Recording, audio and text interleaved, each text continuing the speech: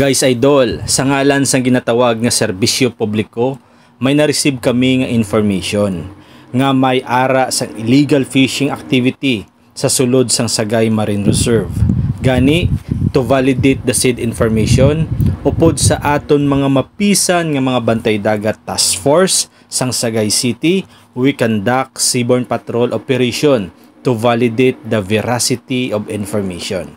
Gani, sa tanan nga mga sagaynon, most especially sa coastal areas, ginaagda kugid kamo nga magbinuligay kita. Ini information nga makuha namon halin sa inyo, dako na nga bulig para masugpo ta ang illegal fishing para sa padayon nga pagprotekta kag konserbasyon sa tanan nga gakabuhi nga dungang manggad diri sa Sagay Marine Reserve, including the municipal water. Basta sagaynon, champion.